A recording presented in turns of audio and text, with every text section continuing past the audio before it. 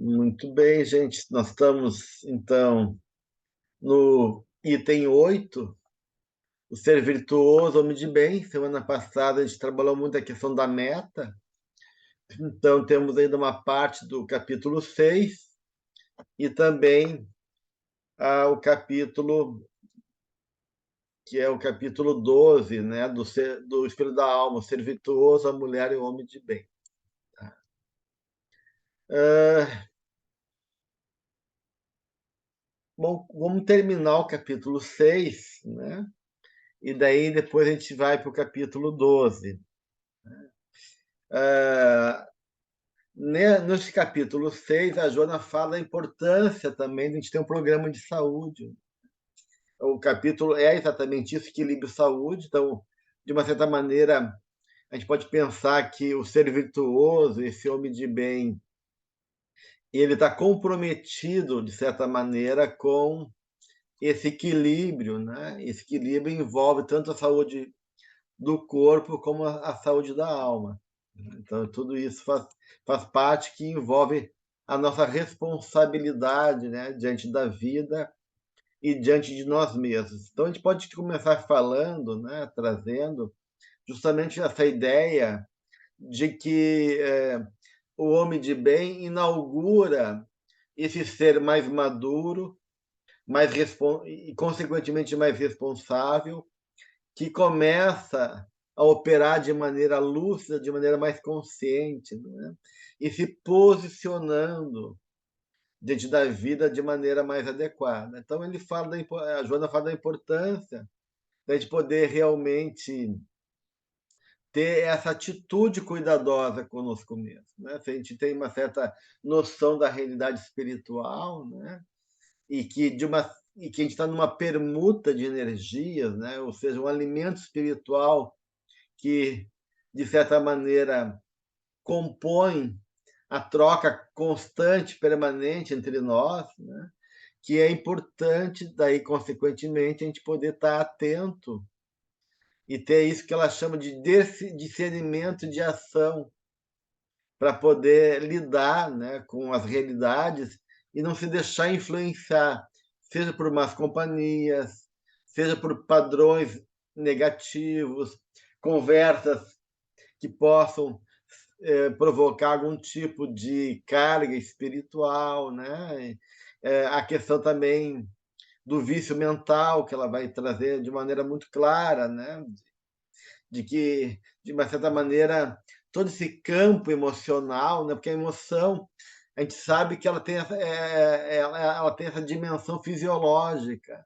Então, as emoções elas acabam criando um campo tanto de bem-estar ou de enfermidade e geram, do ponto de vista dos vínculos afetivos, também uma vibração, um temperamento, né? Um tempero que pode ser favorável ou desfavorável. Então, ela fala do quanto esses vícios mentais, seja das conversações negativas, seja dos padrões emocionais desequilibrados, seja das tensões que geram as emoções mal elaboradas, vão gerando, né, alterações do humor, vão favorecendo padrões mentais negativos, né, que pode levar a companhias espirituais não muito favoráveis, também a padrões psicológicos, como depressão, padrões mentais que vão se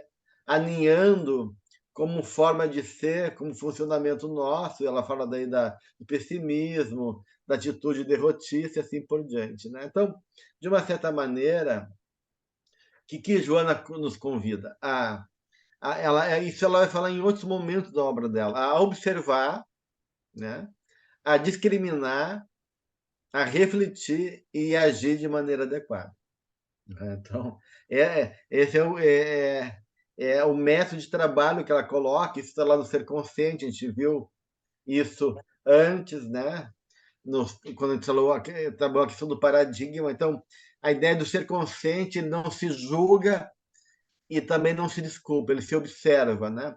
E essa observação ela é pautada justamente nessa consciência já espiritual, onde a partir disso a gente tem que começar a discriminar essas realidades, discernir, né, sobre o que é positivo, o que é negativo, né, podendo daí refletir também nas nossas ações internas, nossos padrões, de como as coisas nos afetam. E aí, como ela diz, né, esse discernimento tem que levar a gente a eleger o que é realmente favorável para nós, né? Ah, optando por evitar aquilo que é negativo e executar aquilo que convém. Denise? Eu só quero acrescentar que me chamou bastante atenção essa parte aqui, que tu acabou de comentar, da importância que ela traz, né? Da gente pensar muito bem antes, delinear muito bem um programa, e que quando a gente toma essa atitude consciente, refletindo em cada ação, a probabilidade de errarmos já é bem menor. Isso me chamou bastante atenção. Uhum. É só isso, essa Sim. colocação. Sim, porque tudo começa na mente. Começa na mente, ganha, ganha força dentro de nós, toma, de uma certa maneira, força na palavra e se realiza na ação, né? E depois de uma ação feita, a nossa atitude já tem vida própria, vai ter consequência depois, a gente não tem como mais evitar. Depois que a gente fez o ato, a gente lançou vida para o mundo e criou uma realidade da qual a gente vai ter que viver, de uma certa maneira, a consequência disso depois, né? Então, se a gente consegue pensar, refletir, poder realmente avaliar com cuidado, né, os processos que envolvem a nossa realidade, a gente pode realmente evitar de agir de maneira impulsiva e de maneira negativa, consequentemente, né? Porque depois que a gente agiu, bem, daí não tem como a gente evitar as consequências da nossa ação. Então, de uma certa maneira, esse trabalho de meditar, de reflexionar, como a Benventura coloca, justamente é fundamental, né? Poder, para a gente poder. Porque tudo que a gente faz, movidos por emoções muito intensa, geralmente a gente não tem uma discernição adequada, né? A gente não consegue discriminar, porque a gente está tomado pela emoção. Então, o melhor é esperar, o melhor é poder elaborar, o melhor é poder realmente dar um tempo para discernir e avaliar até que ponto não tem coisas nossas interferindo na nossa visão objetiva da realidade, né? Que muitas vezes nós somos movidos por uma percepção que está contaminado justamente por elementos internos, né? Que envolvem questões nossas, né? Inveja, incômodo, é, pessimismo, raiva e assim por diante. Então, esses momentos de parada, não só possuem a gente poder decidir mais a realidade, mas também avaliar melhor o que se passa dentro de nós, né? Do ponto de vista emocional, para evitar que esses elementos internos mal resolvidos determinem a nossa percepção e a nossa ação, consequentemente, né? Então, isso é importante, né? E aí a Joana fala uma coisa importante nesse processo todo, né, gente? É, é, que todo esse processo da ação também tem que ser tranquila, sem choque da emoção descontrolada, ela fala, né? Então, e uma coisa que ela também coloca, do ponto de vista prático, né? Que a gente tem que ver a realidade como indivíduo eterno. Ou seja, ela fala que as nossas emoções e sensações desgastantes são uma forma muito pouco elaborada e não reflexiva, de uma atitude do ego muito ainda movido por essa visão que não é do espírito, né? Porque se a gente tem uma visão do espírito, a gente consegue dar um distanciamento e avaliar as coisas a partir dessa perspectiva mais profunda da realidade e de uma finalidade também que nos move, que é essa do crescimento espiritual, né? E a gente pode nos poupar, aí consequentemente, diz a Joana, né, de, de cargas negativas, né, de e ir superando pouco a pouco os nossos impulsos inferiores. Então, tudo isso são questões que ela está colocando aqui no capítulo 6, né? E uma das questões que ela fala também, que esse homem de bem, que intenciona o melhor, né? Que já observa, já discrimina, já reflete e age de maneira adequada, cuidadosa, ele tem que ser movido por um amor, um alto amor profundo, né? Então, o alto amor como caminho que sustenta nosso objetivo, né? E uma visão ampla da realidade também a partir dessa dessa visão espiritual. E aí ela fala que esse alto amor se traduz em tudo em nossa vida, né? Na relação nossa com o corpo, de preservar nossa saúde, do que a gente se alimenta, como a gente né? Então é um amor que envolve esse cuidado, né? Esse cuidado, esse respeito, esse acolhimento e essa atitude adequada a nós mesmos. Então ela fala da importância de, de pensar de maneira salutar, né? É, tudo isso ela vai trazendo aqui no capítulo, e ela daí dá uma lista de, de programação, né? Ela dá um roteiro, de uma certa maneira, prático. A Joana, isso ela tem, eu acho muito interessante na obra dela, que em tempos em tempos, em alguns capítulos, ela vai dar elementos muito práticos, muito objetivos, para a gente poder se organizar e construir uma caminhada favorável àquele tema da qual ela está abordando.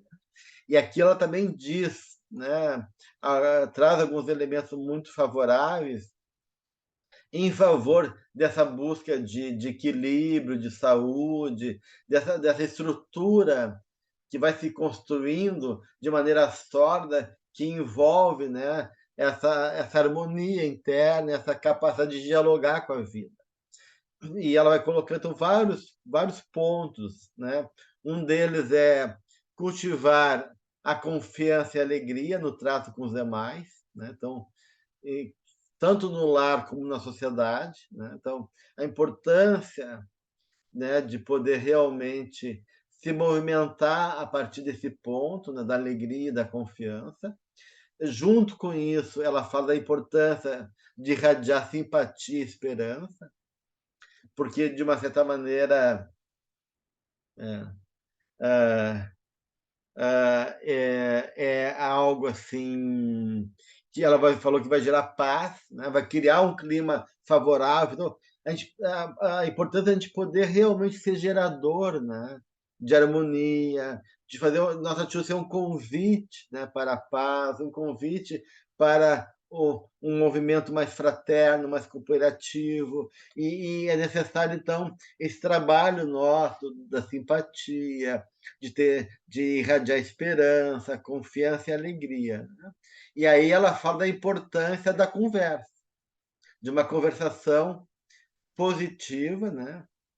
Que possa realmente ser um catalisador de conteúdos nobres, que vão estimular também o melhor de cada um, né? Então, tudo isso vai sendo, de uma certa maneira, trabalhado, né, porque na medida que a gente tem uma boa conversa, porque a fala, né, a fala tem um poder enorme, né, gente? Ela vibra com magnetismo, né? Ela vem com carga espiritual, emocional. Então, ela pode ser tanto estimuladora, como diz Joana, de criatividade, de coragem, da perseverança no bem, como ela pode também gerar uma série de intriga e situações desastrosas. Então, a importância dessa conversação salutar, que catalisa a partir da minha vibração positiva, de simpatia, de confiança, alegria, e uma fala que estimule daí também, né, o que é positivo nos outros e na vida. E aí ela fala da importância de a gente estar atento em nós mesmos, que a gente, quando vê, isso é muito automático, né? A gente tem um padrão que é muito automático, em função daquilo que a gente já alimentou durante séculos, nas várias encarnações da gente, né? A crítica ácida e destrutiva.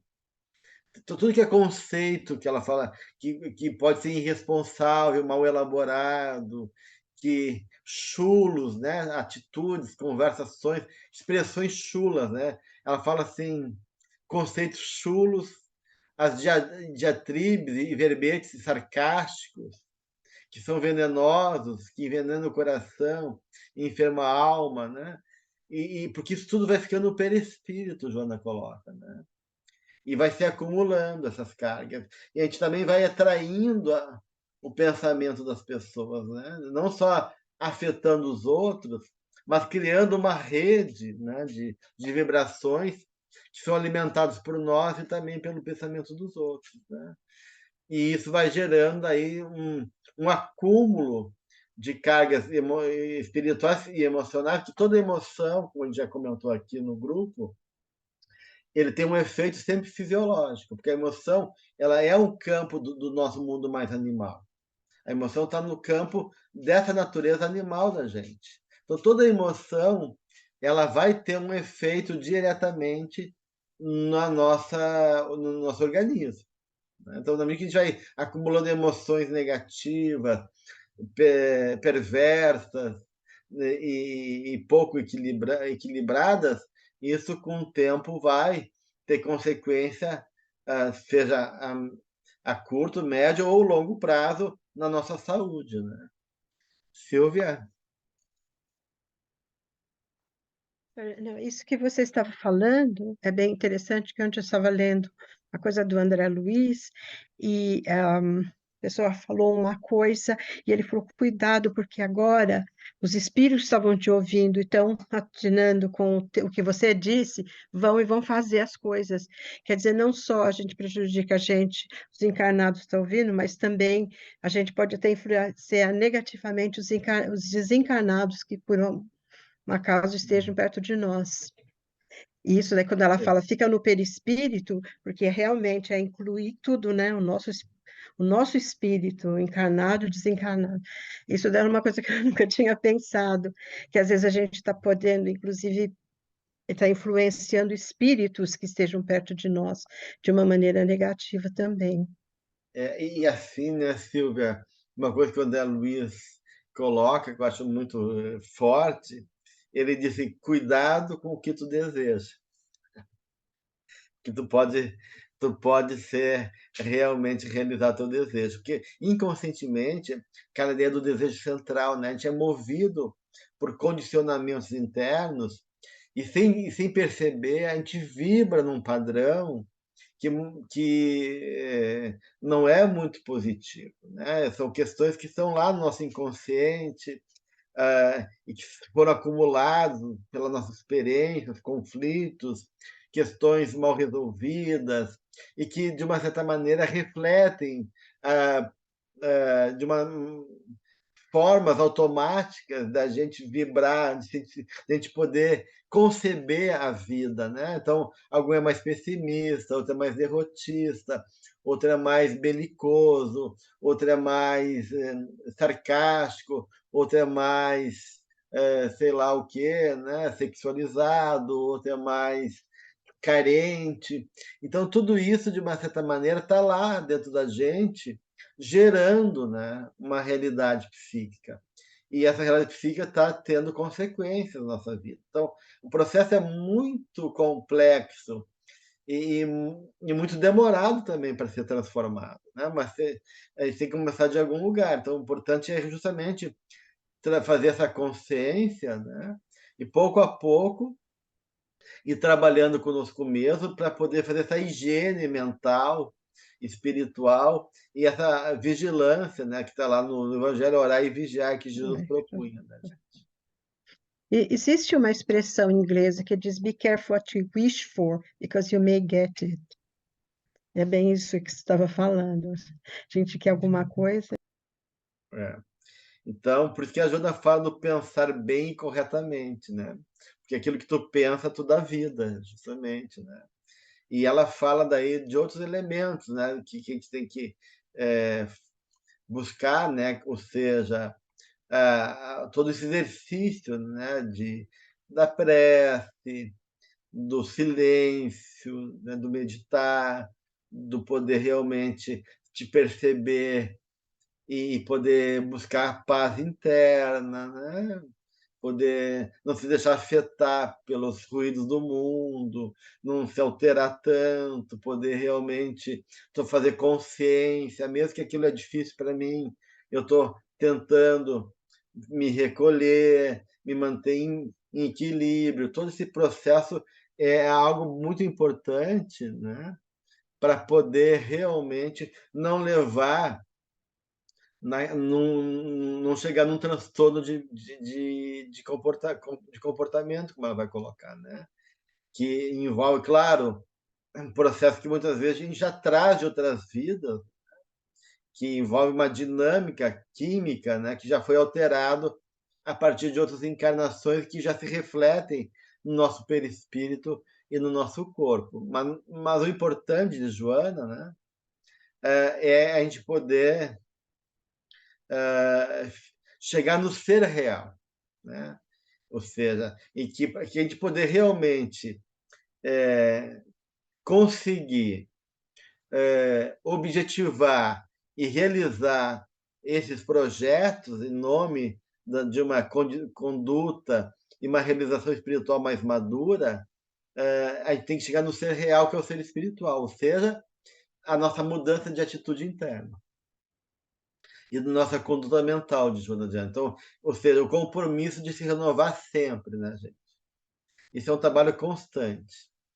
Né? Porque senão, se a gente se acomoda, olha, se o corpo físico, se a gente deixa um pouquinho de lado o exercício físico, já atrofia a musculatura, né? Então, a mente também tem que se exercitar a todo momento, por quê?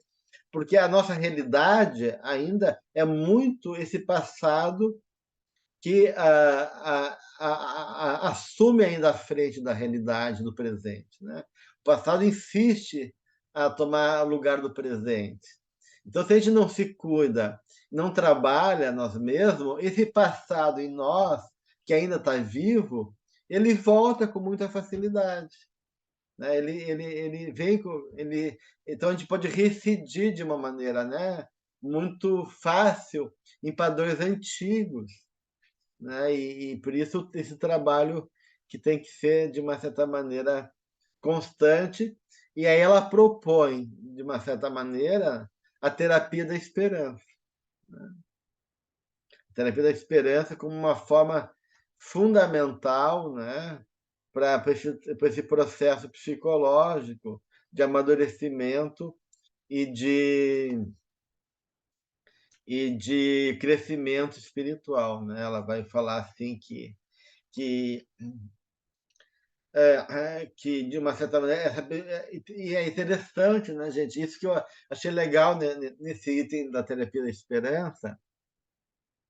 Ela fala que ela liga as frustrações e desequilíbrios a um tipo de relacionamento baseado na persona e no ego. Né? Então, é interessante isso, né? Que muitas pessoas ficam nesse jogo de simulação de sentimento, né? E de uma certa maneira, jogam certas máscaras que varia conforme as circunstâncias e os interesses mesquinhos do ego, né? Então, a pessoa começa a se comunicar de uma maneira astuta, de uma maneira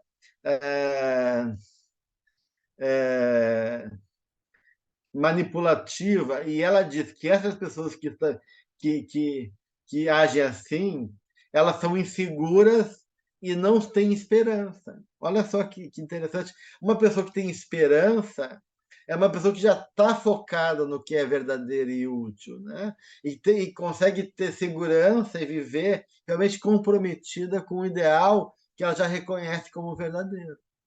Então, ela faz essa relação da esperança como uma forma de romper com esse tipo de jogo, de persona, de máscara social. Denise? E ela fala, né? Eu até dei risada quando eu li essa parte, que ela fala do baile de máscaras, Uhum. que a gente, às vezes, a gente se impõe. Só que às vezes eu fico pensando, quando a gente coloca uma máscara, ou a gente percebe que o outro está, ou que o outro está com uma máscara, a gente acaba percebendo isso. E o outro também percebe que a gente está andando nesse baile de máscara. Eu acho que isso é transparente quando a gente coloca essa pessoa, né, que não é a gente, que não é você, né? Uhum. Tem a persona adequada, né, Denise, que é essa atitude que a gente tem que, de uma certa maneira, saber temperar e ter o cuidado também de não se mostrar tanto para as pessoas que são muito manipuladoras também, como diz a Joana, né, que tem pessoas muito enfermas e negativas em nossa volta, então a gente tem que ser cuidadoso, né, mas é uma persona adequada.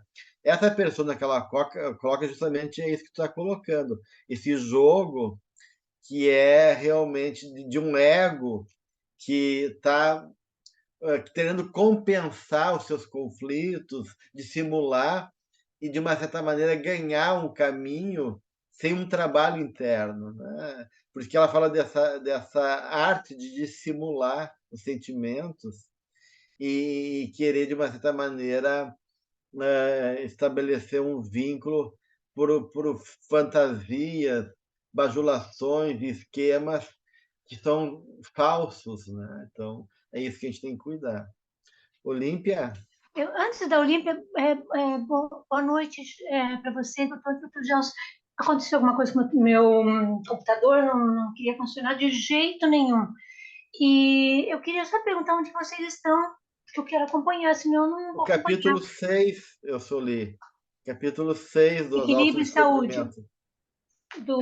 Isso. Ah, tá. Tá Continue. no item Muito, Terapia da Esperança. muito obrigada.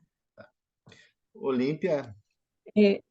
Gelson, esse delineamento que a benfeitora faz aqui no início do capítulo, na minha percepção, aí quando ela chega aqui e tu trouxeste para a gente a terapia da esperança, essa terapia da esperança, eu sinto que ela nos fortalece quando a gente lê no capítulo 17 do Evangelho, item 3, homem de bem, né? Porque Kardec traz aqui um tratado, e quando a gente lê esse capítulo e esse item, fala, meu Deus, my God, quando é que eu vou, né, conseguir pelo menos um item alcançar? Mas aí a benfeitora traz para a gente esse processo esperançoso, né? Acalentador, dizer assim, vai piano, piano, que vai conseguir, né?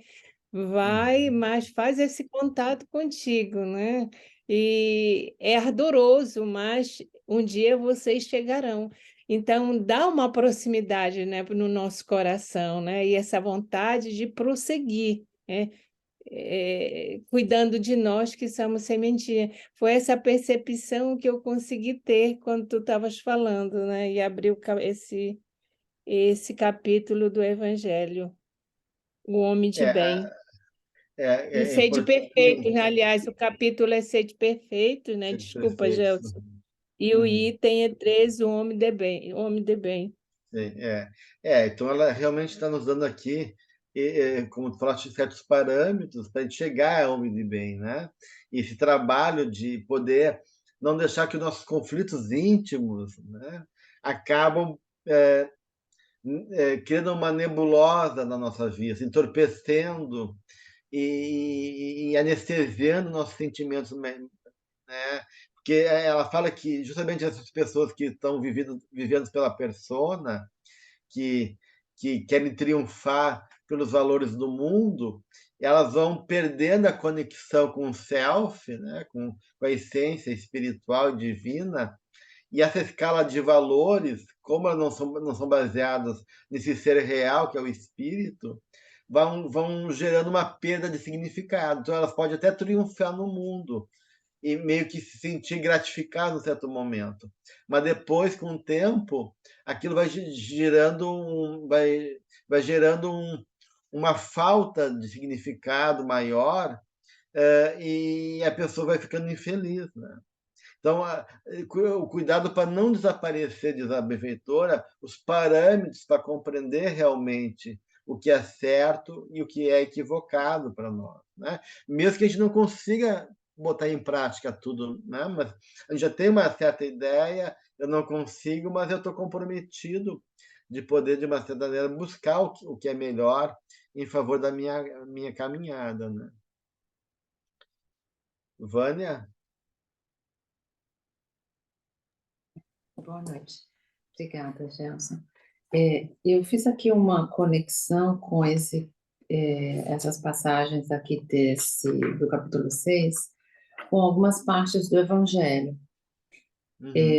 Porque, e agora ficou mais claro para mim quando você fala também, quando você citou a parte do alto amor, né? Porque você diz, esse homem de bem tem que ser movido por um alto amor profundo, e esse alto amor se traduz em tudo em nossas vidas, né? E aqui no capítulo 9 do Evangelho, no item 9, um espírito protetor, né, fala sobre a cólera, tá? E quando ele fala sobre a cólera, me lembrou aqui o ponto que a Joana fala, assim, os choques das emoções descontroladas, né? Então, o alto amor, eu compreendi assim, vamos ver se eu pensei certo, né? É o contrário do egoísmo, tá?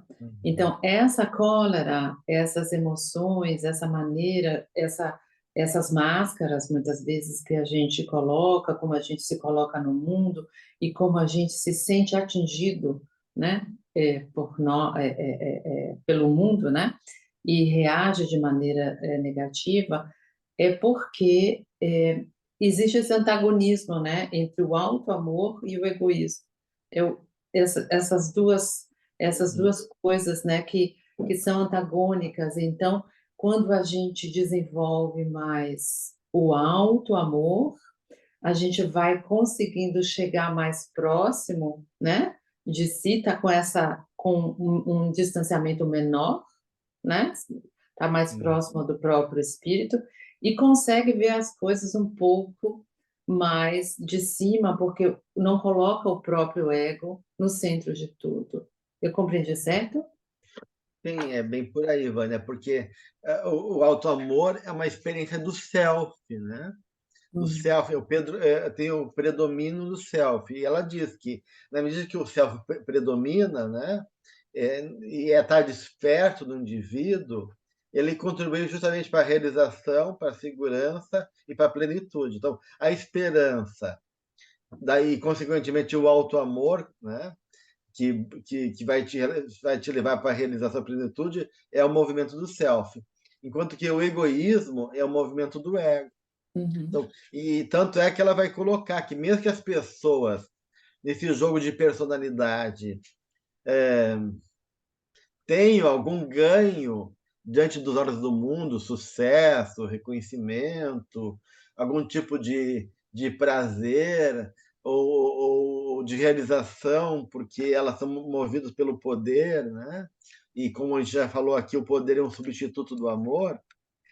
Isso não evita, a Joana falou, né, um sofrimento decorrente disso. Porque esse tipo de padrão, mesmo que de uma certa maneira fala de um ego delirante, que está numa fantasia, que está maravilhoso, que está feliz, ela é fruto de uma personalidade enfermiça para Joana Diante, né? Porque são pessoas que fogem da verdade, né? Negam-se a verdade, diz a benfeitora, né? Não se encontram, fogem desse despertar dos valores, então elas ficam anestesiadas, adormecidas, então elas acabam perdendo essa conexão com o céu. E isso, com o tempo, vai ter consequência na vida da pessoa, porque ela vai gerando ou um vazio, ou vai gerando uma perda de si mesmo, ela vai gerando um caminho cada vez mais distante dela mesma, né? E isso vai ter uma série vai criar um percurso que, em vez de gerar felicidade e plenitude, vai gerar cada vez mais padrões rígidos, compensatórios, mais falseados, né? E mais insegurança e assim por diante. Uhum. Por isso que a questão do auto-amor aí tem a ver com o self, realmente. Obrigada. Silvia? É uma frase aqui que é de um outro capítulo, mas eu acho que cai tão bem com o que você está explicando, com o que nós estamos estudando hoje, e é uma coisa colocar assim na porta da geladeira e fica sempre vendo. A Joana diz: cada ser humano é um incógnita a ser equacionado por ele próprio. Uhum. Então, realmente, vai tudo isso que você está falando. E a questão, quando começa a consciência, necessidade da mudança, né? É uma incógnita. Nós somos um mistério, né, para nós mesmos, uma incógnita, mas é uma incógnita da qual a gente não pode fugir, né? Assim, se a gente pudesse deixar a gente de ir em casa e sair para a rua, né? sem nos carregar, só que a gente nos carrega, né? E nos carregando, essa incógnita que é o ser humano é, ao mesmo tempo, um momento de confronto constante conosco mesmo, que a realidade vai se apresentar ali e vai nos trair, né? A natureza nossa nos trai. Então, a gente quer demonstrar tal coisa, mas a nossa reação é outra. A gente quer pensar coisa boa, mas a gente é assaltado por fantasias negativas. A gente tenta fazer o bem e é movido por atitudes egoístas. E aí vai, né? Uma série de questões que vão se apresentando que revelam ainda a nossa sombra, a nossa pequenez, a nossa limitação, a nossa fragilidade, assim por diante. Então, a importância é que essa incógnita seja respondida por nós mesmos na medida que a gente assume o compromisso de olhar sem medo para conosco mesmo, né? Porque, inclusive, o vocabulário que ela usou, a palavra que ela usou, não dá assim, termos para você pensar diferente. Ela fala, tem que ser equacionada por ele próprio. Quer dizer, então, essa batalha que você está falando, nós temos que enfrentar, tipo, pegar o boi pelo, né, o touro, como dizem, pegar pelo chifre e ter que olhar para a cara dele e resolver. Porque ela diz equacionada por si mesmo. E Certo? isso envolve duas coisas. Envolve tanto assim a questão ah, dos conteúdos que a gente carrega também, mas do nosso funcionamento, ou seja, os métodos equivocados que estão vigentes na nossa forma de nos conduzir. Então, a gente dá muito valor a esses conteúdos internos, mas não reconhece o nosso funcionamento. E nosso funcionamento, por ser neurótico, ele acaba gerando mais perturbação nos conteúdos internos menos felizes. Então, aqueles conteúdos internos, eles acabam sendo mais venenosos e perigosos, não pelo caráter só do conteúdo, mas justamente por essa incapacidade da gente de poder ter um continente adequado para o conteúdo, né? Então, por isso que ela fala da importância, né, de poder realmente buscar a nossa própria realidade, esse autoencontro que ela propõe, né? E sermos autênticos conosco mesmo, né? Ou seja, né? E autêntico conosco. Não quer dizer que a gente tem que ser revelar nossa face pior para os outros por nome da nossa autenticidade. Ser autêntico é no sentido de a gente poder reconhecer a nós mesmos, né? E poder criar um campo de diálogo e harmonizando esse jogo instável do nosso conflito interno, que perturba e que reflete ainda essa natureza neurótica nossa de ser, né? Então, isso que a gente tem que cuidar. Eu sou Li. O teu microfone tá fechado. Primeiro, peço que me perdoem, porque realmente meu computador e o telefone também não estavam querendo funcionar, não estava conseguindo entrar. Quando eu falo aqui da família, né, que é a importância, só voltando um pouquinho para trás sobre a família, que começa, né, é ali que está o... Ai, onde que é, Senhor? Não queria ter perdido. Ela fala da pessoa agir de maneira afetuosa, né, de poder cultivar confiança e alegria no lar, é isso? Exato. Mas eu saiu da minha página. Ai, que coisa. Não é na plenitude. É quando eu falo que na família ali vai sendo, começa ali na família, na realidade, toda essa estrutura. E acho que falamos alguma coisa na semana passada sobre isso, né? A importância de começar ali, que o espírito vai ter oportunidade novamente de recomeçar, né, de uma forma boa, a nova reencarnação. Mas aí eu penso também, aí, nesse momento, fazendo a comparação, doutor Gelson, aquele que não tem a chance, aqueles que estão, por exemplo, como é que fala em português, Barnham, que estão onde as criancinhas ficam, que não tem pai nem mãe, eu esqueci. Órfãos. Orfanatos. Obrigada, essa palavra. Então, como é que fica esse tema? Está certo, a gente sabe que Deus está olhando todos nós, né? Mas se eles não têm a mesma oportunidade, se eles vão para... Como é que fica com eles? Porque eles não estão com uma família, uma estrutura. Mas tudo é uma oportunidade, né, Soli? A vida é uma grande oportunidade, mesmo que o sofrimento ele é necessário para a alma, que a dor é um despertar de consciência.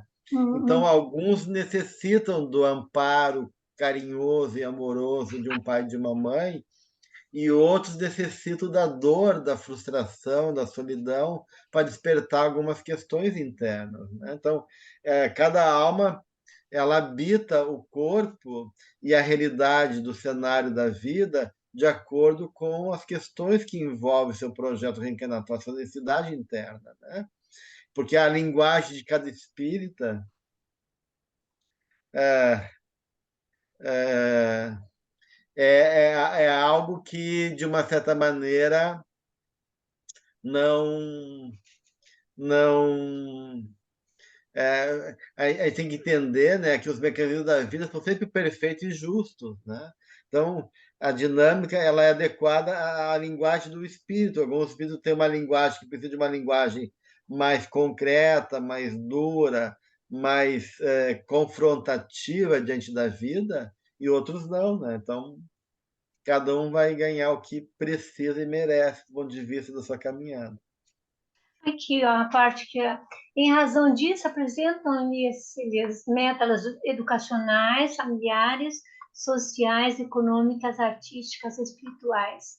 E esse elenco de aspirações compõe o quadro das conquistas a serem logradas.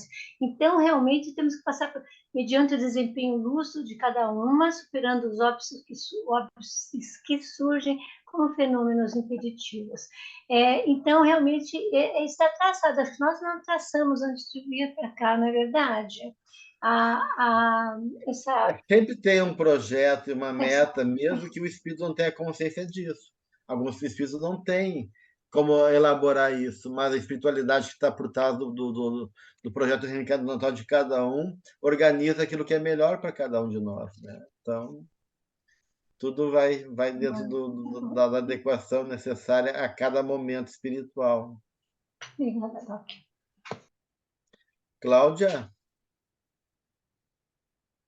Gelsa, porque eu já estava nesse acompanhando vocês, né, desde o início, e você até na oração, você já começou, né, falando das nossas limitações, né, e o assunto veio sobre isso, e eu li a história aqui desse mestre, né, que foi decrescendo a quantidade de alunos, e o outro botou os bonecos, e ele disse, mas são bonecos, não vão me entender, e ele diz, o adepto, né, é como os outros que estavam aqui, não tinham interesse, estavam como mortos. Nossa, eu achei isso barbaridade, porque realmente a gente tem que ter nosso autodespertamento. Mas para a gente entrar nesse autodespertamento, a gente tem que ter a vontade, porque é doloroso a caminhada, todo mundo sabe disso, pelo menos para mim, cada vez que eu descubro uma limitação, né, porque a gente já está cansado dessa palavra imperfeição, né, eu digo assim, ai meu Deus, vou desistir disso tudo aí, porque eu não tenho capacidade de me encarar, né? Então, e essa história do aluno, né? Aluno formidável, já pensou, Gels? Tomara que tu encontre um desse, viu? Tomara que a gente seja assim, né? Mas assim, é que realmente, né, a gente não pode ver isso como um, uma coisa pesada, meu Deus, como sou imperfeito, né? Porque na nossa medida, nós somos realmente uma coisinha que está saindo da dimensão animal para a dimensão racional. Então, a nossa consciência é uma aquisição muito recente do ponto de vista evolutivo e muito estável ainda. Então, é natural que o processo seja assim. Então, a gente não. A gente tem que ver a vida como um convite maravilhoso de se desvelar da nossa natureza divina, que a gente está conquistando pouco a pouco. Então, por isso que ela fala da terapia da esperança, né? De a gente poder colocar alegria, esperança e ver a vida como esse convite positivo para a gente poder ir aos pouquinhos, pouco a pouco, reconhecendo, aceitando a nossa pequenez, criando, né, novos recursos e condições para avançar na nossa caminhada evolutiva. Né? Ô, Gelson, Santiago? desculpa, só mais uma observação, mas a viagem às vezes é muito difícil para alguns, é tanto que existe vocês, porque eu já fui bater em psicólogo, né? E acredito que muitos de nós também procuram ajuda, né? Quando só o espiritismo não está dando conta, né? Para ajudar a gente a compreender essas coisinhas, às vezes, que a gente traz até da infância, né? Essas contradições, esses paradoxos, essas coisas. E graças a Deus, Deus na sua perfeição botaram aí, botou essa ciência, que para mim é É, maravilhosa, né? tudo são. Tem várias. Aí que tá, a vida é muito rica de possibilidades, né? Então, isso é um caminho a mais, né? Tem vários elementos que podem ser úteis justamente para a gente poder construir esse movimento favorável aí à nossa caminhada, né? Santiago?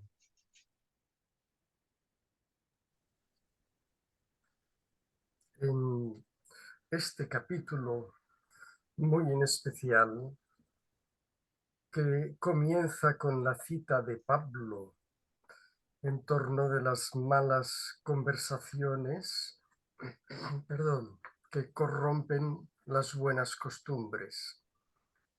Me llamó mucho la atención en el Evangelio desde muy joven, solo que era necesario que acudiese en mis experiencias primero el mal paso, el error, el escarmiento, la lección, y cuando todo ello produjo un resultado a lo largo de cerca de 40 años, desde los 30, después vino el psicólogo a través de todas estas explicaciones, para que pudiese darme cuenta de que no había superado nada, pero por lo menos ahora lo sabía. Mas o importante é isso, né, Santiago? É esse despertar da gente. Não importa o tempo que a gente leva, o que a gente, os equívocos que a gente construiu, mas esse despertar, né, esse momento bonito, né, da gente poder reconhecer que a gente errou muito e ainda vai continuar errando em muitos aspectos, mas tem um caminho agora, né? Tem algo que nos acolhe e diz, puxa, agora eu consigo perceber, consigo enxergar e consigo começar a construir uma caminhada positiva para mim. Então, isso que é importante, né? Silvia? Então, pensando numa coisa que a Cláudia estava falando, eu acho que uma das coisas da Joana de Ângeles é que ela nunca faz você sentir que você está sendo julgada, pelo contrário, ela me dá a impressão de que ela está lá colocando para que a gente se veja no espelho o que nós temos, mas de uma maneira amiga, de uma maneira de uma irmã que tá te ajudando, sem falar nada, sem te julgar. E como eu acho que você fez o ponto hoje também, de que ela, em todos os capítulos, principalmente quando ela fala das coisas das mudanças, que a gente tem que começar a se tornar consciente de que nós somos, como nós vamos mudar, ela sempre dá vários caminhos para a gente fazer. Então, eu acho que isso, porque eu achava difícil ler a Joana de Ângeles antes, eu tinha um monte dos livros dela, porque de vez em quando, toda vez que eu lia, nossa, meu Deus, eu estou desse jeito, nossa, como eu estou horrorosa, acho melhor não ler mais. É justamente o contrário, e por isso que tem sido tão bom essas aulas para mim, que eu tenho relido, lido novamente, e, e cada coisa é uma lição, mas é uma lição para abrir teu coração, a tua mente, o teu espírito, que fica dormente às vezes, com tanto problema, tanta dificuldade, mais a bagagem que a gente traz.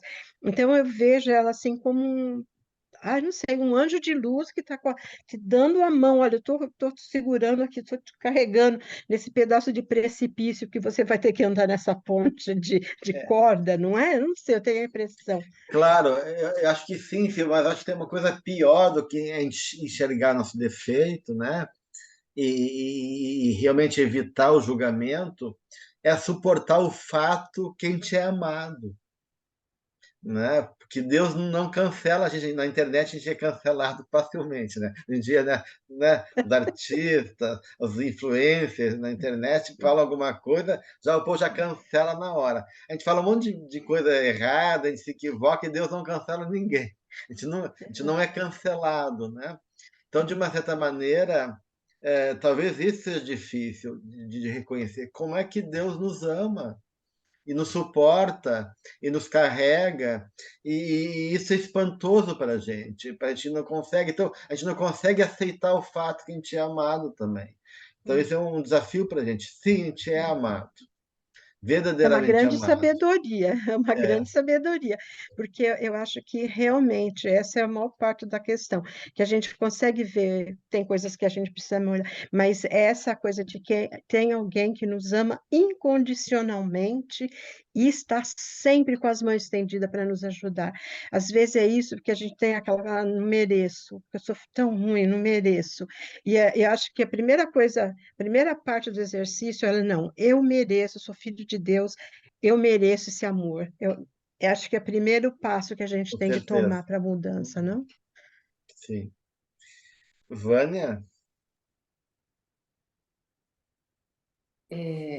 Eu voltei aqui para essa questão do auto-amor. Só para acrescentar aqui, que a gente tinha visto lá no Encontro com a Paz e a Saúde, ela diz assim, que através das vibrações de generosidade que temos conosco mesmo, é que se desenvolvem os sentimentos de benevolência para com todos, de simpatia e de afeto. E aí ela diz que o amor exerce um papel preponderante, né? Porque somente através dele é que a gente pode realmente progredir. E Aí eu faço uma conexão aqui com o ponto que a gente está estudando. Ela diz assim, que através desse mecanismo acontecem mudanças cerebrais significativas pelo acionar das regiões frontal e posterior do cérebro, produzindo a irrupção dos sentimentos de paz, de alegria, de satisfação interior, numa transformação de conduta para melhor. Então, na realidade, e entendo assim, pelo que você está explicando hoje, a gente está falando, é que é necessário que a gente consiga, por um lado, aprender a amar, a despertar esse amor que existe em nós, e, por outro lado, a gente consiga também aceitar que, apesar de todas as nossas limitações e dificuldades, nós somos amados. Então, tem duas, é como se a gente estivesse aí no meio de duas coisas, né? Uhum. Isso que eu queria acrescentar.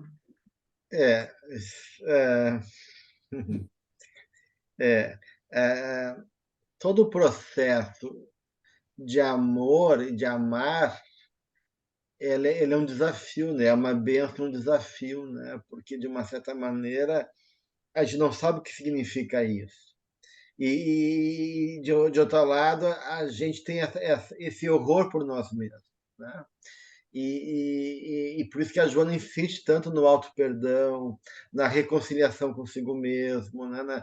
Nesse movimento de poder, de uma certa maneira, suportar. Né? Então, aquilo que Jung fala da função transcendente, de que tem que criar um diálogo entre as partes internas. Na semana que vem, né, quando a gente trabalhar o capítulo 12, a gente vai falar sobre aí eles colocam assim, cita a questão do bem e do mal dentro da gente, né? E como é que isso, de uma certa maneira, é tensionado. Então, a gente vai poder retomar isso, né? E lidar com esse desafio que é conviver com a nossa contradição. Essa contradição interna, como a gente resolve essa contradição dentro de nós. Né? Então, essa é uma das grandes questões do nosso processo psicológico. Nosso tempo já está esgotando, Olímpia, então, Claudina, então a Não, gente eu já deixa. passei para a Claudina e É, fica para o próximo encontro. se não for muito longo, então, Claudina, tu quer trazer Não, alguma não, coisa? não, eu estava na fala aí da Silvia e da Vânia, tranquila. Ah, Obrigada. Claudina, tu quer colocar alguma coisa? É só um trechinho aqui no começo que diz assim: a proposta de terapia do amor estabelece como ponto de partida a preservação ético-moral do indivíduo perante si mesmo, com a consequente valorização das suas capacidades de discernimento e de ação. E eu achei que esse é um ponto, para mim, que resume bastante todo o nosso estudo. Isso que nós estamos estudando, eu fiquei com vontade de colocar essa parte que valorização das próprias capacidades de discernimento e de ação, quer dizer, nós vamos no passo a passo, né? Com certeza, é isso mesmo. É a questão de termos essa lucidez, né? De assumir o que temos de bom e se comprometer com isso, e trabalhar o que temos ainda de imperfeição no sentido daquilo que atrapalha nessa caminhada. Né? Então, Joana propõe essa lucidez aí importante. Né? Ok, semana que vem a gente continua então no mesmo item, né? No item que envolve agora o capítulo então 12, tá?